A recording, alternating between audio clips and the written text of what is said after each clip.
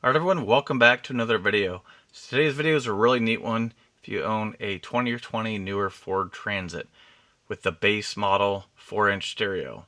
We're going to take this and transform it to this.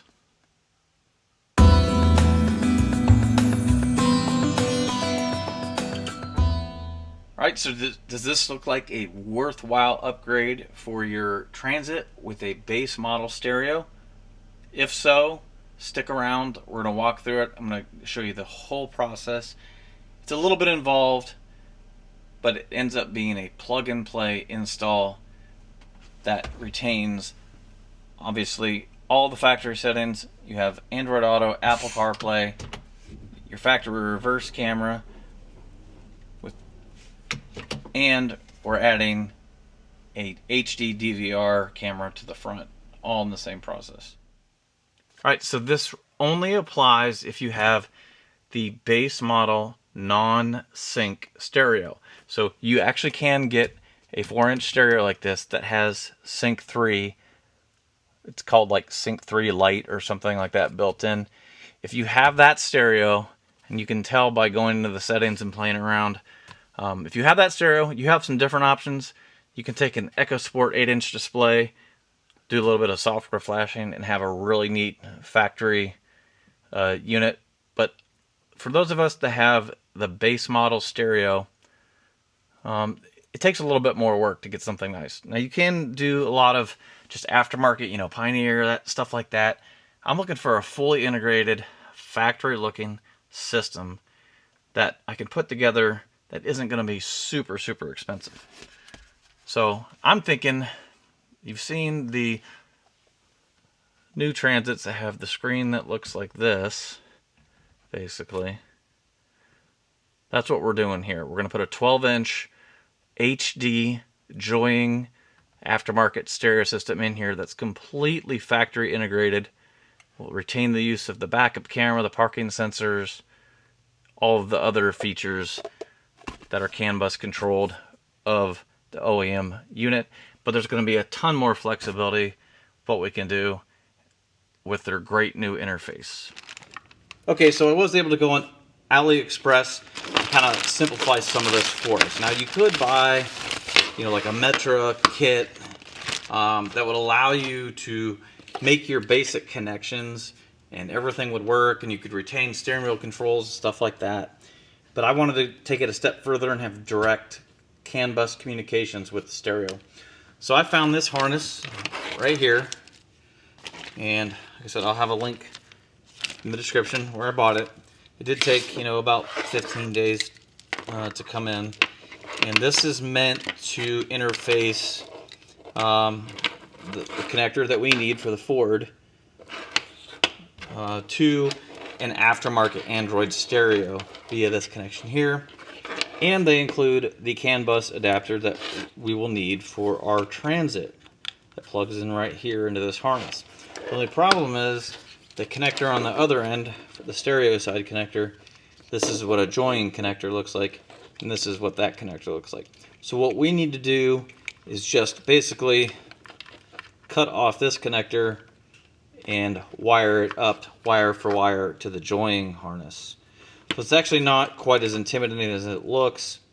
It's pretty much just matching up the colors, for the speakers and stuff.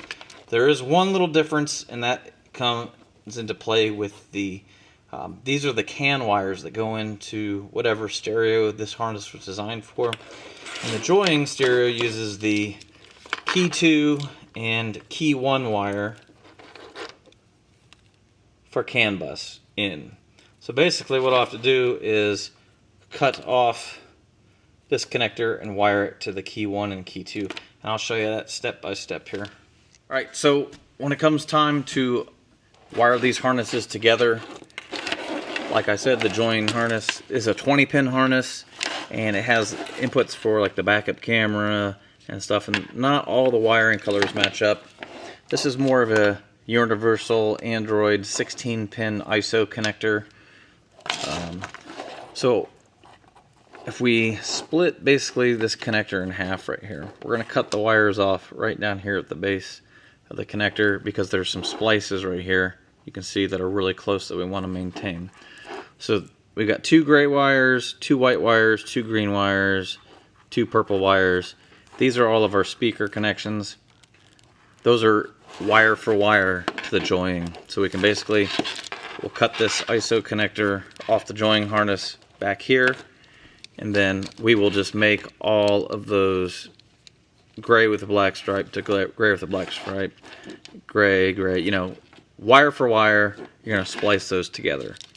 Now the only wires that get a little more tricky, and I will put a little wiring diagram on the screen for a second that you can kind of study. It doesn't match up color for color though, so I will just kind of show you right here so you can see. So if we're looking at the harness like this is the one I bought. The colors will not always match up, but the black is always going to be our ground wire here. This yellow wire is our battery constant, and that matches up perfectly to the joying harness. We're going to connect the yellow and black. Same thing with this red wire. This is our switched ignition wire. We'll wire that one in. This next one, it's brown in this harness right here, and it's the 3rd wire over if you're looking at the connector like this. So this is our backup camera wire.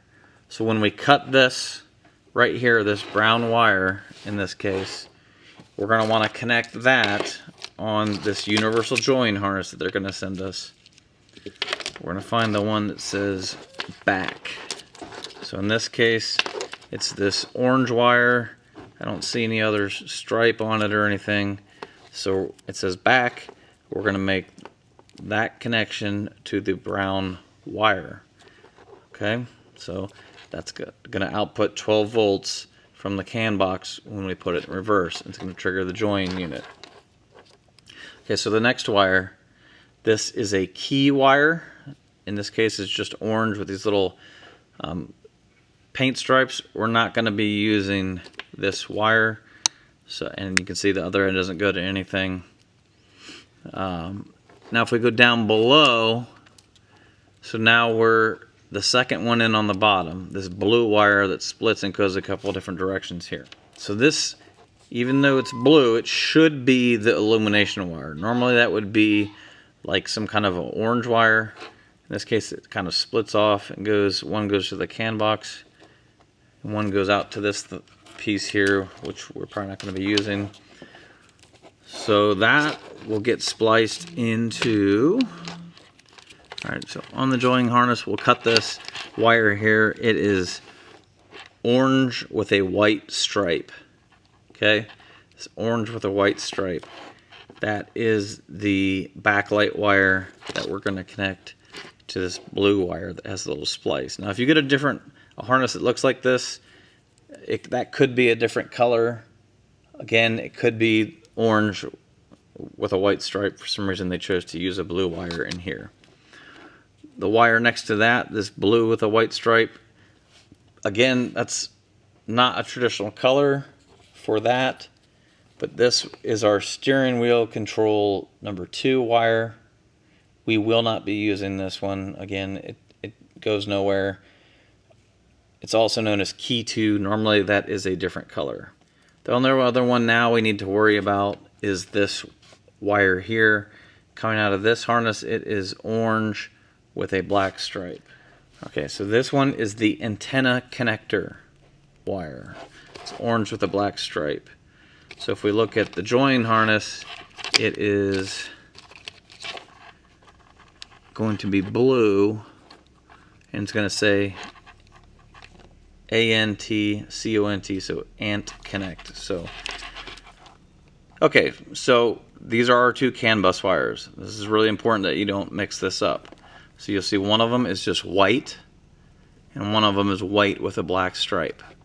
So the one that is just white, only white, we're going to be connecting to the key 2 wire on the joining stereo.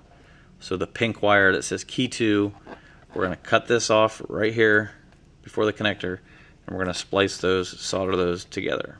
Okay, now this other one, the white with a black stripe Canbus wire, is going to get spliced and soldered to the key 1 wire on the joining harness. So again, this is just that little 2-pin harness. It's not the speaker wire that's white with the black stripe. So we're going to cut that, and we're going to strip these back, and we're going to solder the key 1 harness wire to this white with the black stripe Canbus harness. And that should be every wire that we need, connection that we need to make our custom plug-and-play harness.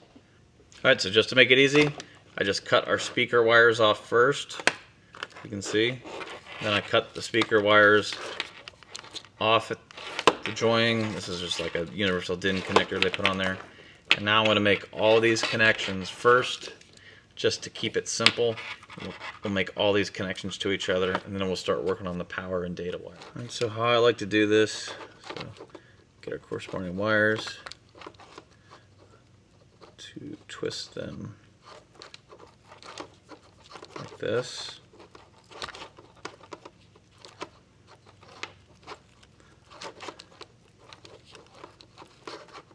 You can see the pre-staged heat shrink on each wire before I twist them together. Just, again, double check that your striped wires are going to your striped wires. You don't have anything incorrect. So there's all of our speaker wires twisted together. So then what I'll do, I'll start with this one here.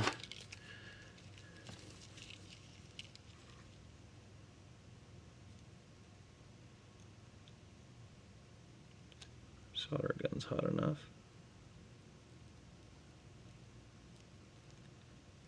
Just make our little soldered connection. Just showing you on one of them here.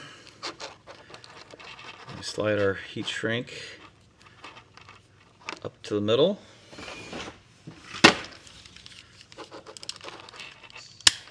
Just use a little butane torch.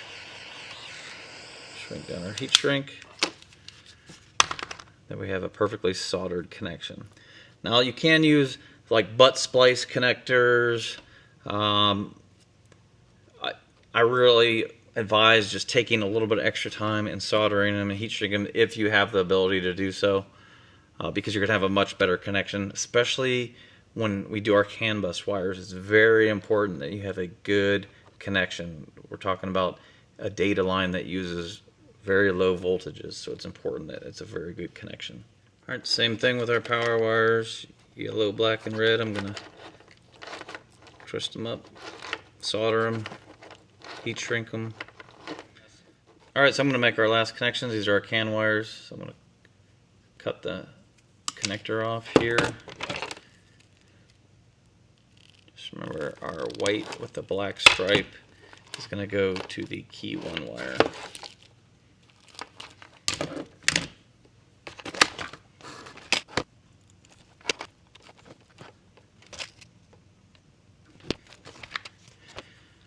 Then our just white CAN wire here.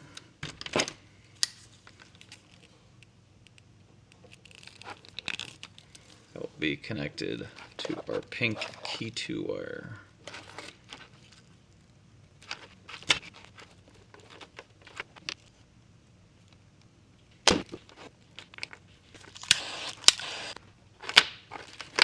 Alright, so that is our entire harness. We're all put together here. And so obviously you're going to have 2 video lines. I'm pretty sure that this whole part here, honestly, we could probably just cut and terminate these wires. Alright, so as I suspected, this little harness here is extra. You can just snip these 3 wires off and then tape them up so they don't come into contact with anything. But we will not need this one here. And that is our completed custom harness here. So we are ready to get in the car and start connecting some stuff. Alright, so first step was we gotta get the old stereo out.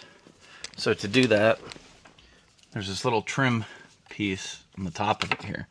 Take a little plastic pry tool.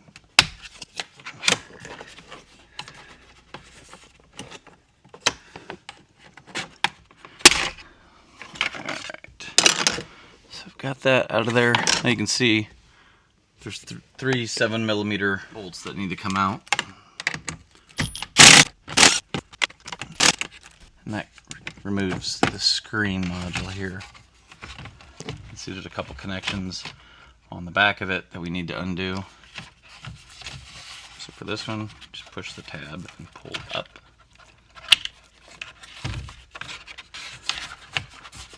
This one here is the video display. Once this tab's pushed in, you just gotta slowly work this thing. It's tight. It's a tight connection. Just slowly work it out. Now the screen's out, you can kind of see what's going on here. I'm going to take these couple of screws here out, which are also 7mm.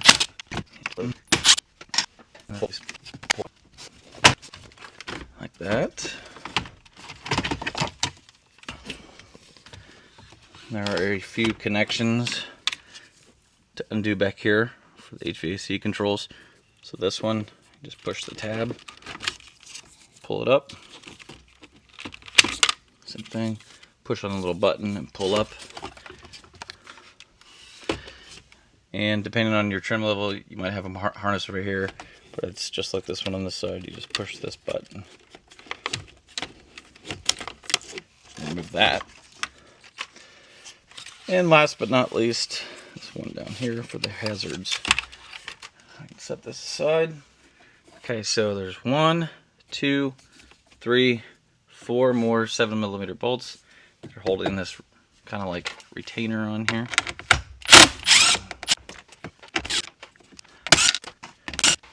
Alright, once that's out of the way, we finally have access to the factory stereo. As you can see, there's a bunch of connections going in. So this one right here, the blue line, that's for your display, so you can just leave it. This is an USB. We will be reusing both of these. Optional USB ports with the joining stereo. And there's a couple antenna connections. Just remember, well, I guess you don't remember. Need to remember, just if you need to put this back to stock, the blue one is on this side.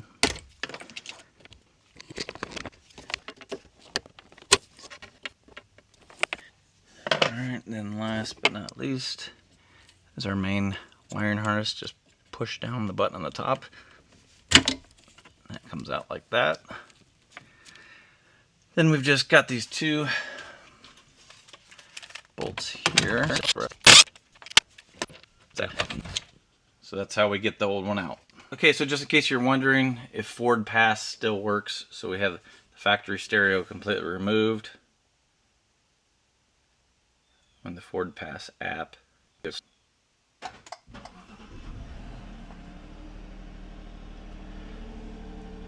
Alright, so there's a separate telematics unit that actually controls your remote unlock, the lock, and obviously the engine start and stop of the vehicle, and it has nothing to do with the radio transceiver module, which is what we just removed. So that's a nice thing. You can keep your remote start. You just won't have any way to turn connectivity features on or off without the factory radio. So if you ever want to toggle that on or off, we'll find out if it's something we can do in the join, but I doubt it. So make sure you have them on if you want them on before you do this, and hold on to your factory radio. Alright, so we've got our custom harness that we've created. It's ready to go. A couple other things you'll need. There's a little confusion on whether or not these new units supported 64 or 128 gigabytes, but I did see in the latest firmware update that they do officially support 128 others. So we're going to be installing a 128 gigabyte memory card in the unit. We do need 2 of these USB GM1 converters. What these will do is allow us to utilize the 2 USB ports, factory USB ports, so we need 2 of those. This Metra antenna adapter 40-EU10. Reason being, the one that came with our harness that we built, this doesn't really fit into the back of the radio. Joining has their AR camera system, so they will send a front and rear camera if you order that option. These are HD 1080 cameras. They are better, much better quality than the stock backup camera, and we'll discuss that here in a minute. If we open the box, the unit actually comes in. Alright, so I just want to go over a few of the connections real quick, because you can go from mild to wild with this unit.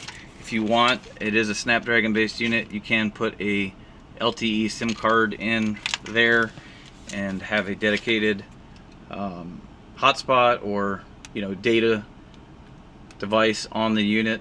I prefer to just use a hotspot for my phone because I do have a hotspot on my phone.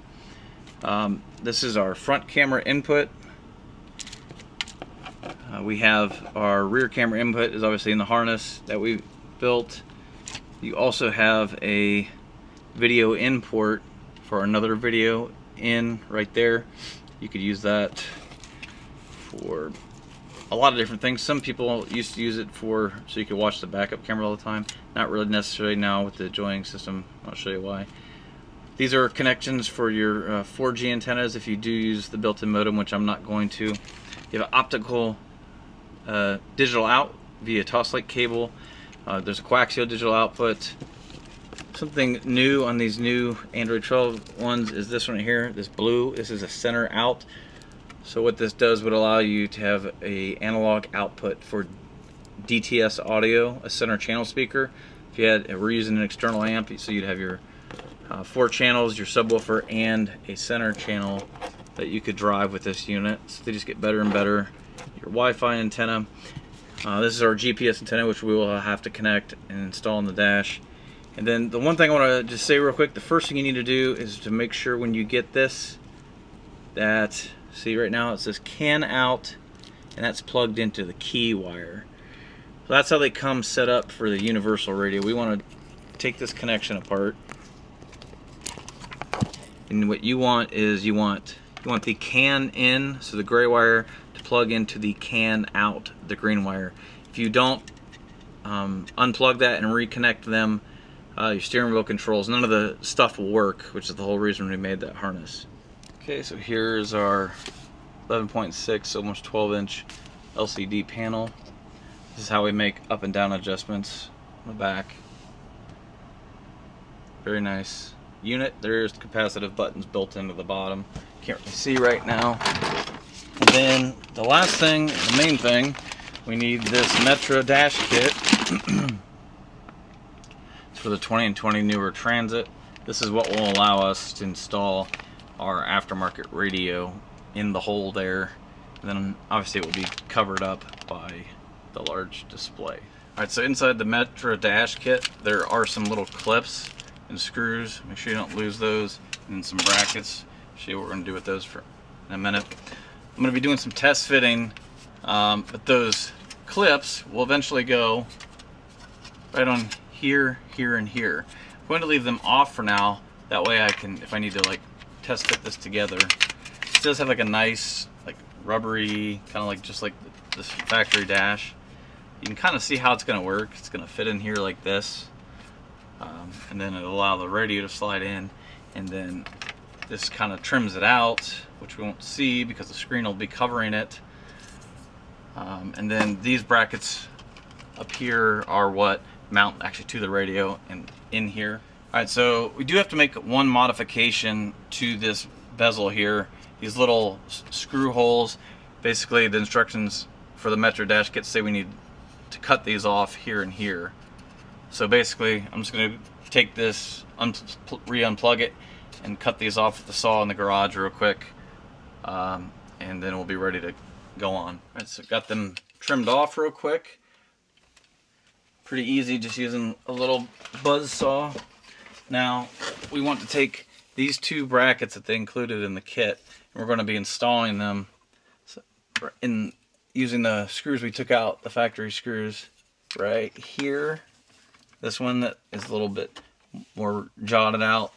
And then over on this side, this one is going to go here like this. And like I said, we're going to put the screws in here that we took out from the factory.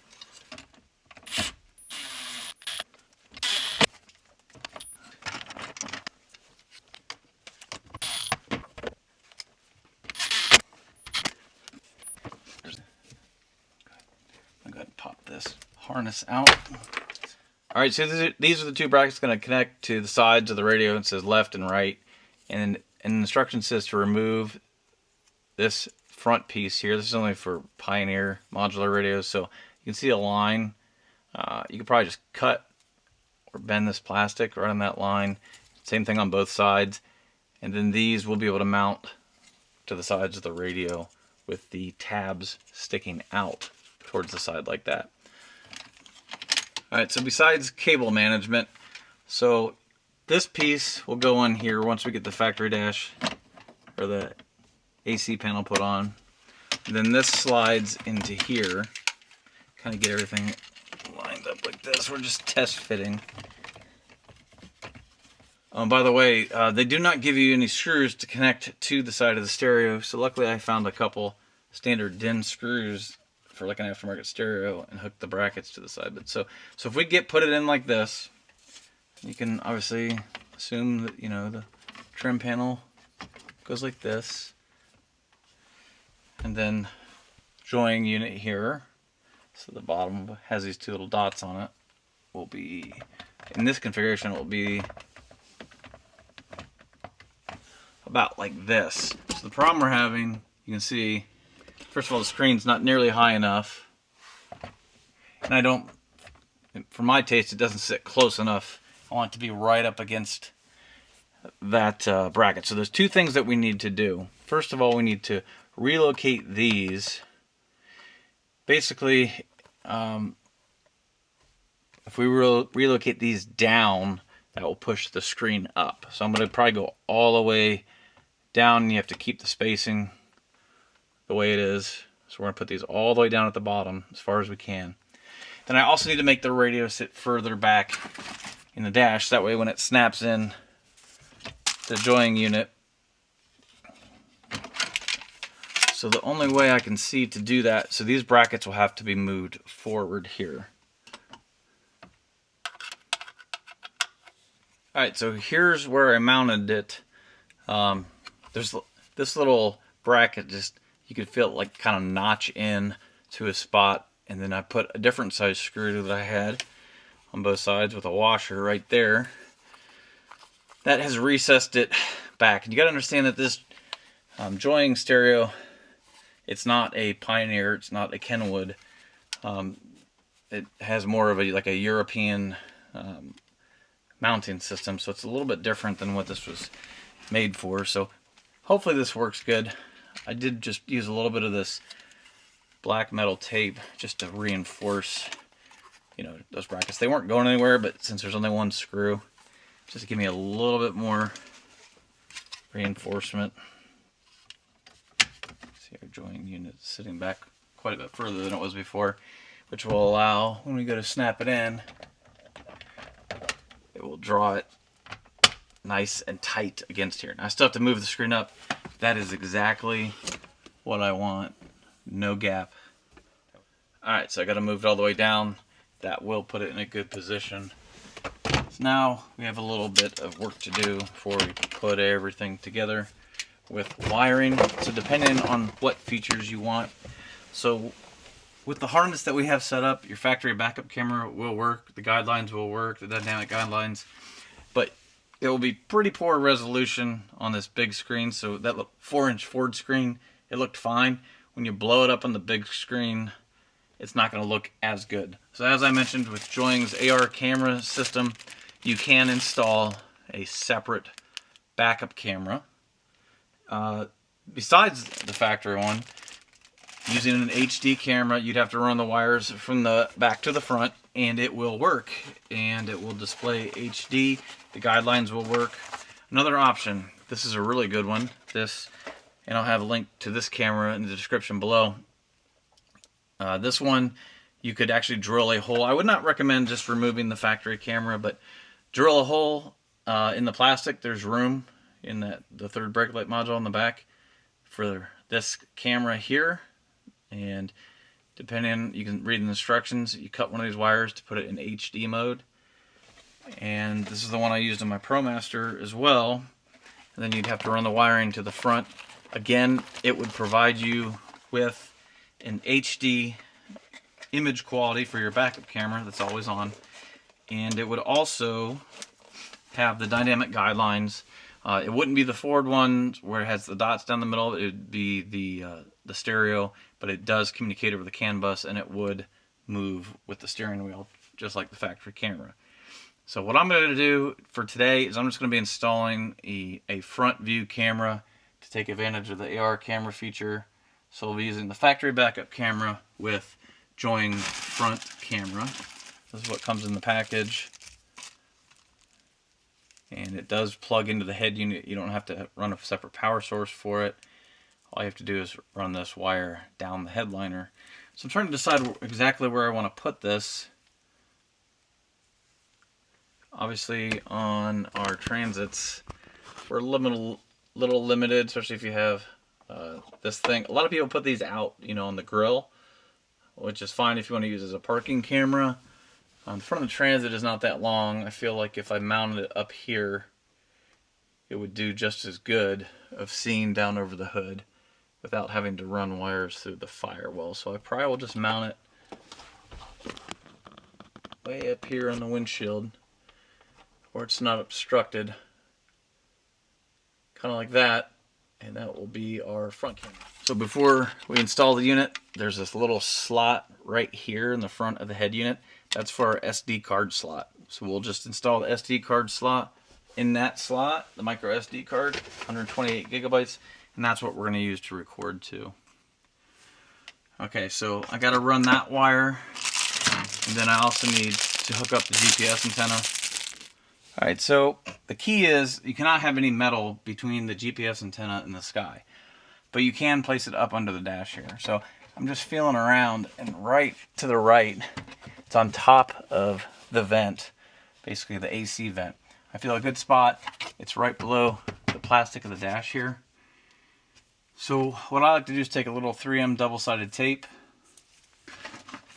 attach it to the bottom of the GPS antenna, and then we'll just stick that right up on top of there, so it will be under the dash in this area here.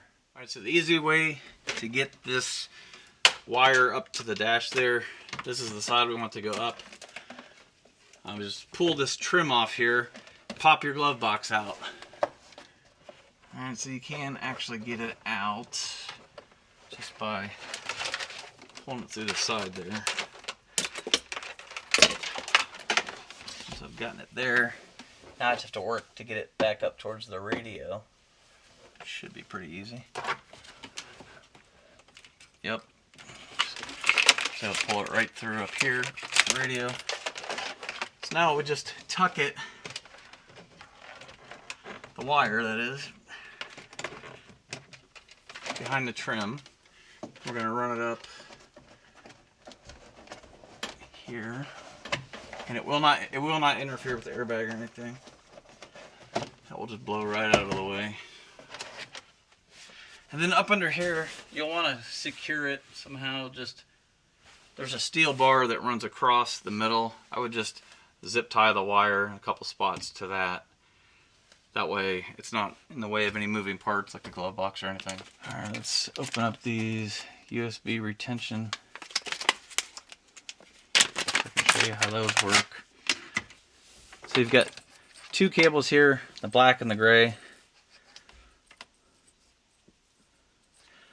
trying to remember which one goes where. I can't remember if the gray one goes here, the black one goes there. I guess it kind of matters just because we want, or in my case, I want this USB port down here to be the one that I plug into for Android Auto and Apple CarPlay.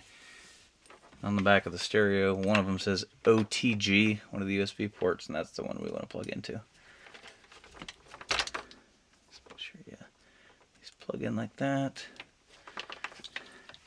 It'd be a bad idea to put a little electrical tape around there to keep those from pulling apart.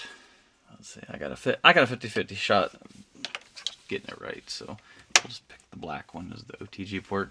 So we've got those connections. Our harness. So we can go ahead and get that plugged into the Ford wiring. It's going to be necessary to have some kind of like cable management here to get all of this stuff tucked.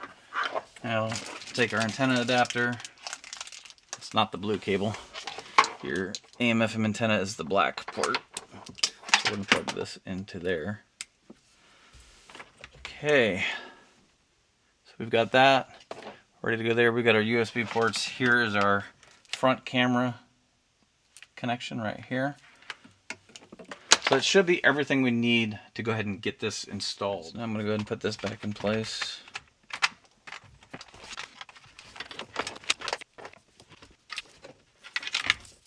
So there will be one plug that was plugged into your factory radio that obviously we're not going to be using. So Alright, well, we've got everything in here.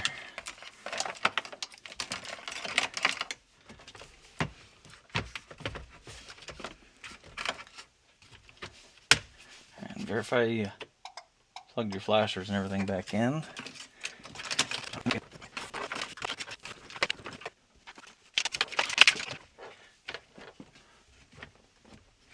Alright, so now we start making our connections. So our GPS here. Alright, our front camera is going to plug. And then there's a little wire.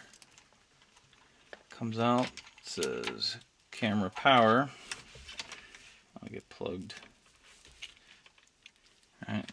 And this is to the optional rear backup camera. I'll just kind of tidy this up. Again, if you ran the optional microphone, you plug that in.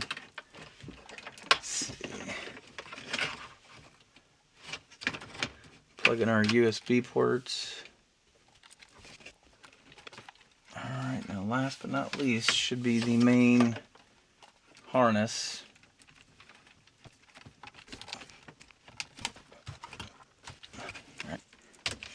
Now we just gotta tuck all these cables away. Alright, so the 4 screws that Metro included in the kit get screwed down 1, 2, 3, 4. Those 4 side holes there.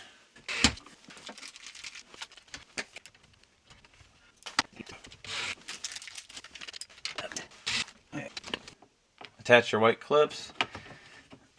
Get this piece snapped on.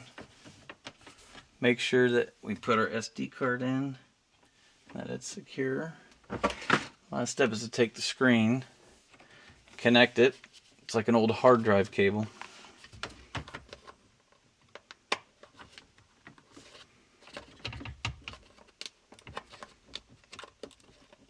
Okay. You want to tuck the excess cable into the unit so it doesn't get bound up. Now we're just going to snap it in place. Alright, so we can still reach our controls for the air conditioner. You can see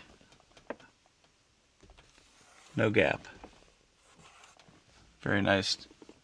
Very solid. It's in there. So let's go ahead and fire this thing up and make sure.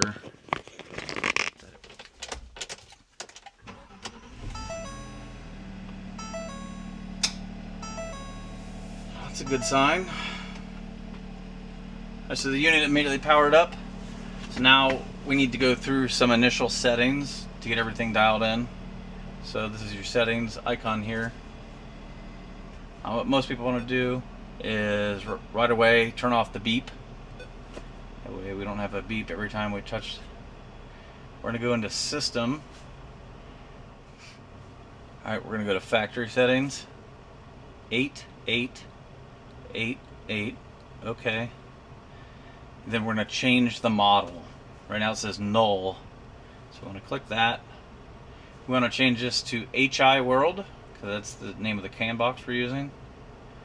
Go down to Ford. See if we have any new options. No. Alright, so what we want is the Focus. 2019 new Focus. And click Save. Now I'm checking my steering wheel controls. They are working. want to turn on the radar if you have that. Reverse camera system. We have CVBS, and that's for the stock camera.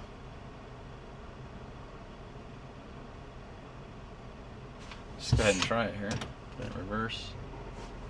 There's our backup camera. You can see the lines are moving just fine. You can hear the radar. It's now coming through the stereo speakers. It's coming from the instrument cluster, so it works. I'm actually going to have the buttons always on so I can see them, because they are pretty dark. We want to go from time control to small light control. And what that will do is, as you can see, we have the daylight theme, and then if I turn on the headlights at night, it will switch to dark UI automatically. Turn the headlights back on. So again, check your steering wheel controls, make sure they work. So this is just our initial setup, let's make sure the radio works.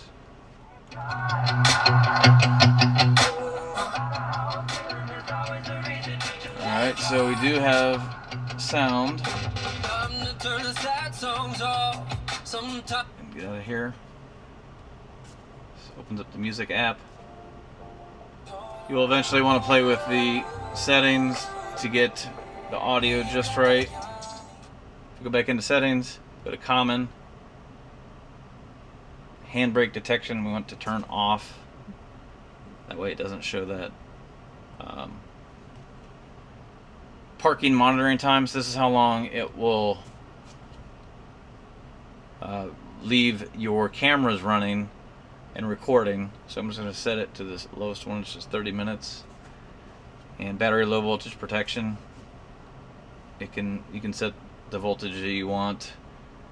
I'm going to set mine at 12. It will automatically shut the unit down into a full shutdown mode. Alright, so to get these panel keys working, we're going to go into settings, we're going to click common, we're going to go down to keys and learning, key to learn, and then click key study. Alright, so we want to teach this, that's volume down, so press volume down, then touch it. And then the next one, we want volume up, so click that. And touch it. That's our home button, so click home, and you can make these whatever you want. Alright, this one over here is definitely the back button, so let me click that, hit back.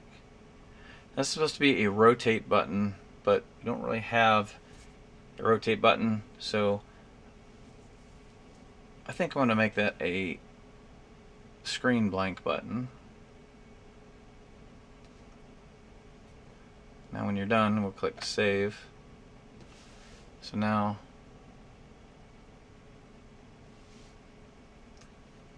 get out of here. You can see that I can turn the volume down and up.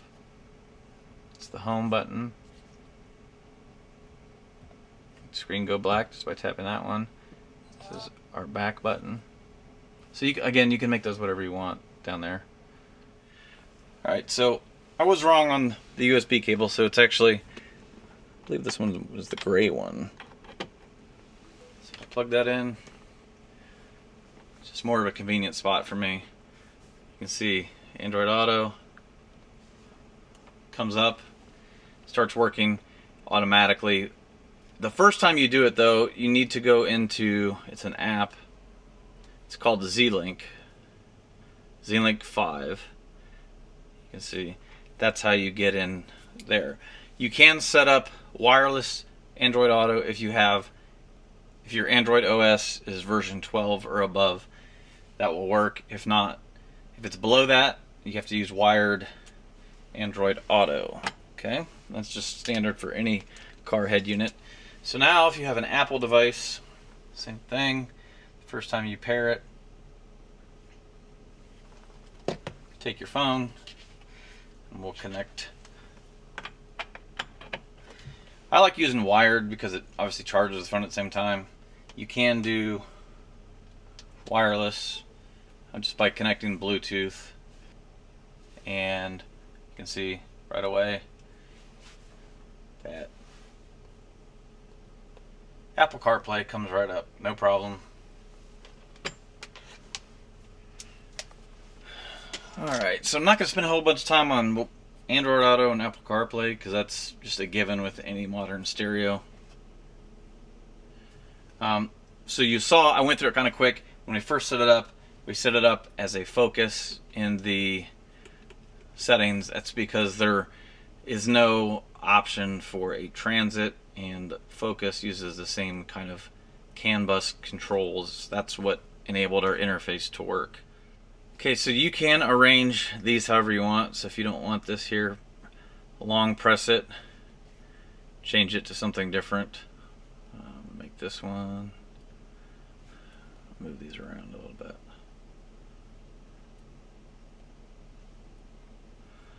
Okay, put the radio right there. If you swipe down from the top, there's a lot of options here.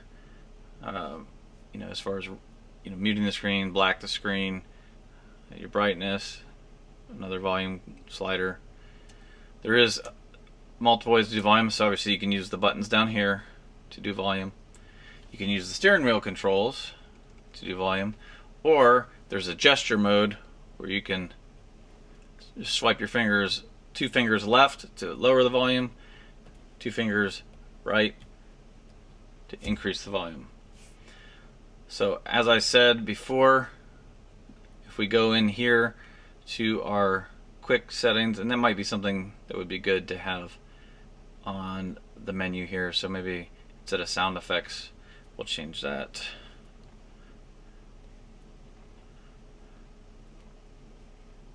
to the AR camera. So if I click that, it pulls up. So here's our one hanging in the front window. So when we get this installed, that'll be our front camera. Nice HD. And our rear camera, it's going like it should. It's always going to have those lines on it because that is a factory Ford thing. So speaking of, while we're talking about the Canbus, if we go into the applications, there's a car info button here. Okay, so this is where not all of this will apply, but like car radio, it would be like if you had the original radio still installed in the car. Like I said, a lot of this stuff isn't going to apply. Status, nothing. Drive data. So some of this works. For instance, it says doors closed, and if I open it, it shows the door opening. It shows the outside temperature in Celsius. Isn't very useful. The main thing, so there's air conditioning control. So you can actually control some of the functions, or at least it will show you the functions.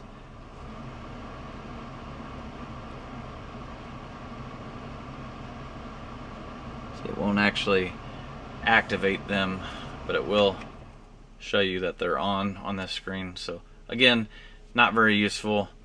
Vehicle settings, so this is where you can change like on the display on the dashboard from Celsius to Fahrenheit, but you can do that through the dash controls. A lot of this other stuff does not apply on the Transit, so you really don't want to mess with any of it. The camera delay, where it keeps the backup camera on for a few seconds after you put it forward. So I turn that on, I put it in reverse, and I put it in drive. You can see the camera stays on the screen for a few seconds. So again, all these other settings do not apply on the Transit, so just leave them alone. You don't really need to go into there often. But let's go back to the factory settings again. There are a few things you can turn on. So let's see, original car settings. So if we go in here, the radar is turned on, track works, that's not necessary.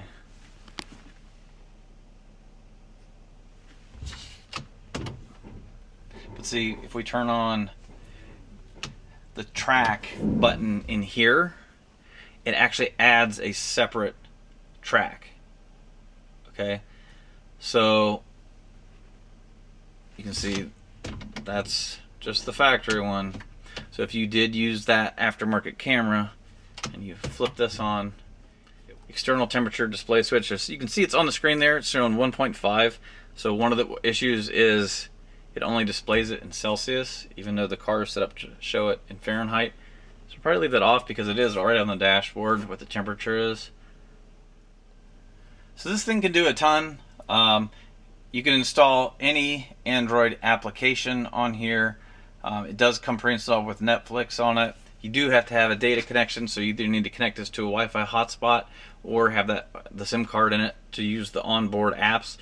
So there's two ways to use one of these, and this is what makes it so much more functional than like a factory upgraded system. So this can be used as a standalone device, so without your phone plugged into it, you don't have to use Apple CarPlay or Android Auto. You can run the apps on the device just like this was an Android tablet. So a lot of people choose to run it that way.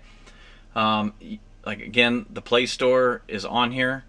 You just sign in. I would create a separate Google account. I have a Google account just for my car stereos, just for security reasons. And you can sign in and have the full Android experience on here.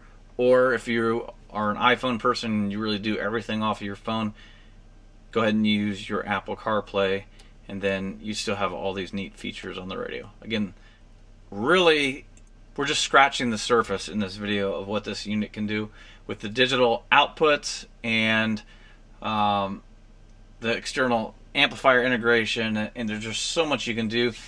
For instance, if I go into the graphic EQ here, I can show you a little bit now. So the Transit only has, my Transit at least, front speakers. So I'm going to put this in 2-channel mode.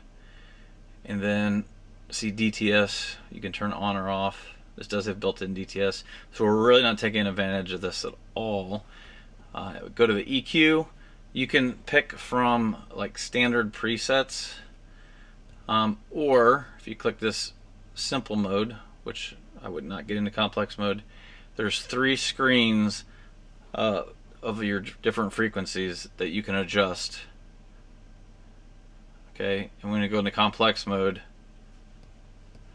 it just makes it even more difficult.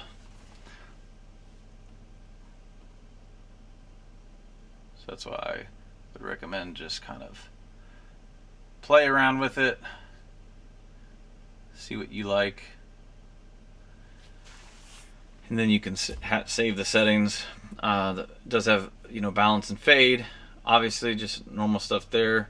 You can set scenes, which can change, you know, a ton of different modes. So in this case, we can make a virtual center channel with DTS turned on. Not really got a lot into that. It's just kind of an audiophile's like dream stereo system on here, because there's so much customization that you can do. So as little as you want, or like I said, go up here and click system, and then just pick one of the ones that sounds the best to your ear, and then let it do the rest. Okay, so again, it does support onboard video. You can plug a thumb drive with movies in, go into the video player, and you'll see plays beautiful high definition video. It does have a Bluetooth music app if you want to stream it off your phone. It does have just your regular Bluetooth, so if you pair to your phone, you can make you know, wireless calls. I personally don't really use that function much, but it does work. A lot of people have had better luck with these newer Android 12 units with the sound quality. Making a phone call, the older ones, people complained that it was kind of hard to hear you. So these seem to work pretty good. If you do kind of want to know something about this unit that I didn't cover, if you just click on this instruction app right here, this is the most valuable thing on the unit in my opinion. It kind of just walks you through a lot of the basics on gesture control. I mean, I actually learned a lot the first time I went through here, and you know, how to change the different settings on the home screen. So there's a lot of information in here. It's 14 pages basically of a user manual, so I encourage everyone to go through that. So if you make this your navigation button, when you click on it, it's set to Google Maps by default. You have to have a data connection. You can install a offline map system or offline map program from the Google Play Store. There are many good ones like Here Maps. And then basically, you know, if you run Android Auto, Apple CarPlay, whatever, that's your online maps. But let's say you're somewhere where you don't have data coverage and you want like the factory head unit experience with offline maps, you can reassign this app to be a different program. It doesn't have to be Google Maps. So you can make it whatever you want and do that through the settings, and then you'll have that backup just in case you're maybe on back roads somewhere and you've lost cell coverage and you need to find your way out of there. Okay, so if we go to the AR camera, just to show you how the DVR functions work. So if we hit replay, these are all the video files that have been recorded. So it's got dates and times. So if I click play on one of them, it'll show you my front camera's just hanging there right now. So it's been recording all this. So it's useful in case something were to happen. You can lock the file, delete it.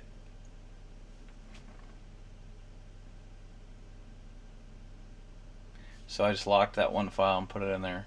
I don't need to lock it, so you can either unlock it or delete it. So basically, if you're on any of the camera views and you click this button right here, it takes a snapshot.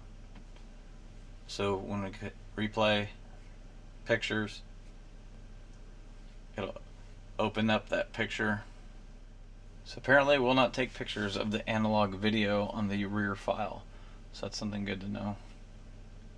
Alright, to set the boot logo, which you'll only see on like a long boot up after the car's been sitting for a while, we'll go into our applications, file manager, and let's see here, what do you want? Just click APK down here in the corner. Now there's this one that says logo set. We're going to click that. It will install this application. Okay, we just open that. Now you can see we can find, so in this case, Ford. Okay. Now it's going to reboot automatically. So you'll get to see the logo you just installed.